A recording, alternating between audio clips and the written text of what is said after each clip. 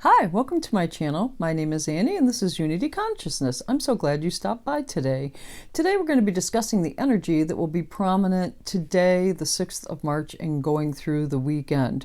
I did want to cover this day again. We covered it, we touched base last week and we discussed this energy briefly, but I want to dig into it a little deeper and the significance of having Mars and Venus hand in hand as they cross 0 degrees of Aquarius.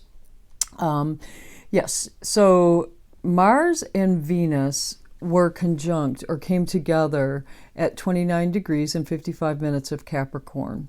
And then together they crossed the threshold of 0 degrees of Aquarius. And then because of Venus's retrograde cycle, Venus was slower than typical. And so now that Venus is up to speed, she will be pulling away from Mars. But it's interesting to note that collectively together, they were hand in hand as they crossed 0 degrees of Aquarius, which in my estimation and how I feel about it is that crossing of 0 degrees of Aquarius really ushers in the age of Aquarius relative to money or your worth and also relationships. So let's get started. As I mentioned, Venus and Mars came together at 29 degrees and 55 minutes of Capricorn. Capricorn it stands for top-down authority. It talks about government systems. It talks about power from the outside in. So someone from the outside is going to tell you how to manage something, yourself, your finances, whatever. It's just the basis is dictated by someone else versus inward, how you feel about something, dictating how you act on the outside. And by having Venus cross this threshold hand in hand with Mars is really the third step in the age of Aquarius. While we'd like to believe that everything happens instantaneously, and quite frankly, when you're dealing with Uranus, quite often that's the case. You're just catapulted forward quickly. However, when you talk about transitions that have to do with Pluto moving through the sign of Capricorn and the age of Aquarius and the dawning of the age of Aquarius, there is a process involved. And so let's go back to the first real hit of that age of Aquarius, which would have been late March, early April of 2020. And that was when Saturn and Mars were together and walked across the 0 degree threshold or moved across the 0 degrees threshold of Aquarius. That would have been step one, stage one. Lockdowns, Saturn restrictions, responsibilities, and Mars bringing the activity or the action associated with that. Then the second step of that process would have been the grand conjunction, the great conjunction in December of 2020. I believe it was the 21st of 2020. The same day of the winter solstice, as a matter of fact. And that was when Jupiter and Saturn crossed the threshold of 0 degrees of Aquarius. And Jupiter was expanding the Aquarian energy at that time. Well, here we are in the third step of that. So really, this should cause us a bit of reflection, I do believe, in relative to power and power shifts, because they are leaving the sign of Capricorn, which again is all about top-down authority, governments, taking responsibilities also, but you're coming out of that energy and into Aquarius. What does Aquarius mean? Aquarius is all about freedom, how you as an individual are important, but how you're important to the collective as well. So and freedom means different things to everybody, but how your freedom is important to you, but how that freedom also hinges into the collective and allows the collective to be who they need to be. I respect your right to have a different opinion because you're respecting my right to have a different opinion. And that differing of opinion joins us together for the betterment of the collective. So that's how all of that comes together. And now we are transitioning yet another step in the process from Capricorn to Aquarius. So I think that's very good to note. And also some of the questions that you will be contemplating or could be contemplating has to do with power and freedom. So who holds your power? Where's your power coming from?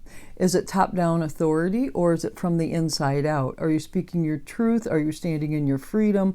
Are you allowing yourself to be free when it comes to your power, but keeping the collective in mind when you make those type decisions or take those movements or steps forward? And in order to really determine what part of your chart this is going to hit the most, I do want to take a moment and help or inform people on how you can figure out where Aquarius themes are going to hit your chart and or Capricorn themes. Let's use equal house systems and use your sun sign, for example. This is probably the easiest way to do it for those that aren't familiar with astrology or don't consult an astrologer on a regular basis. So your sun sign would be your first house. So, for example, my sun sign is Libra. I'm a cusp of a Libra and a Scorpio, but my sun sign is at 29 degrees of Libra, meaning that's my first house. My second house then would be Scorpio.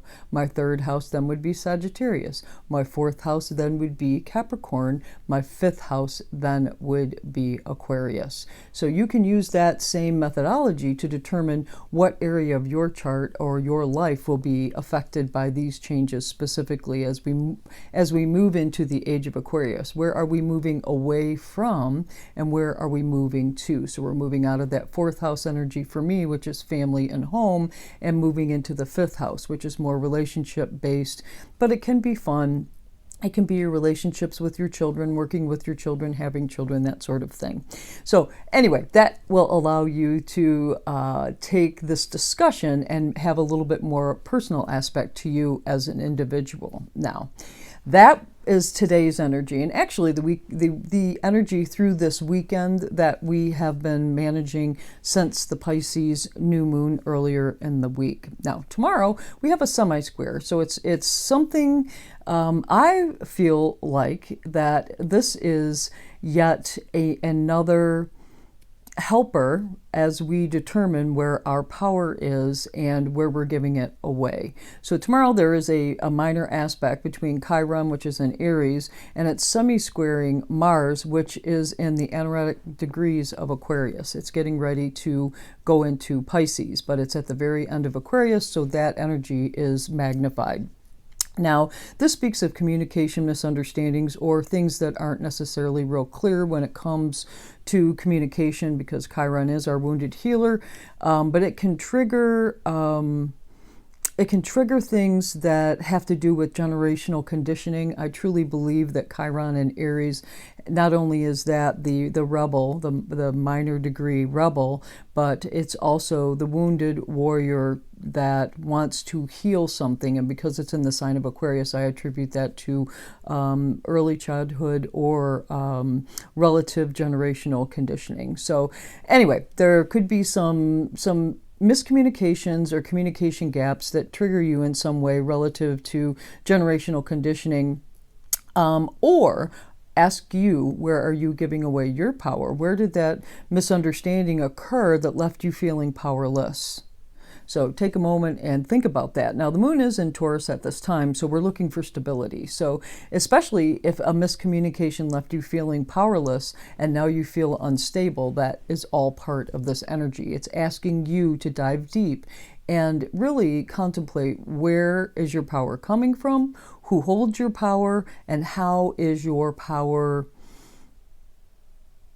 communicated? How is it from the inside out or the outside in? Then late Tuesday, the 8th, or early Wednesday, depending on where you live and where you live on the planet, so to speak. For most people, it'll be late Tuesday. Mercury does enter the sign of Aquarius. And it's going to join, the Sun is already there, Jupiter's there, and Neptune is there. So as you can see, this Piscean energy is beginning to mount. So let's talk again about Piscean energy as well as what Mercury stands for. Mercury is the thought process. It's speaking, it's communications, email, communication, it's movement of all type, but mostly thought processes and how we communicate. Now, Pisces is compassion, it's intuition, it's imagination, it's creative, And it can be lofty. It's very dreamy. So it's important when you're in Pisces season to keep your feet as firmly planted on the ground as you dance with all these wonderful ideas that you may have that you want to manifest and the things that you want to create. Be mindful. The 3D aspect when it comes to Piscean energy has to do with disillusion or escapism. Some addictions may pop in here. So if you feel the need to escape, let's jump into that 5-dimensional reality and get out in nature or create something for yourself. Use your intuition to drive you into a place or to direct you into a place where you can be creative and provide some compassion first to yourself and then to others. So that's what I have for you this week. Again, the power is a big theme this week, and the shifting that occurs as we take one more step towards the age of Aquarius, and we close out top-down authority. We close down the authority from the outside that dictates what we do. We are going to instigate power from the inside out, standing fully in who we are as an individual, but most importantly, how we are as an individual and how we fit into the collective. Appreciating others for differing opinions and them appreciating us for our differing opinion. In that we are joined, we are united, and that makes the collective. Okay, so we do have, like I said, some contemplative thoughts this week relative to power.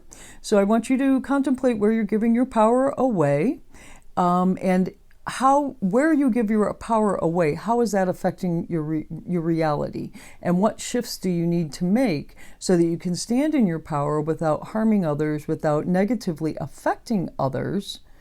And maybe that's through mutual power exchanges. And if you've got a situation where there is mutual agreements when it comes to relationships especially, that's our focus this week with Venus and Mars moving together. If you have that mutual adoration and mutual respect, you too will get together and the power will be shared as one, collectively moving together for the greater good of all. Thank you so much for stopping by. I was going to say for tuning in, but I guess you could be too. Thank you so much for coming by and visiting this week. It's always a great day when you join me in the day. If you like this video, please do like it. If you find someone that might be helpful or helped, if you share it, please do. And if you'd like to know when the videos are being dropped, please click the subscribe button. If you have any questions, please put them in the comments section below. Thank you so much. Have a fabulous week. Namaste.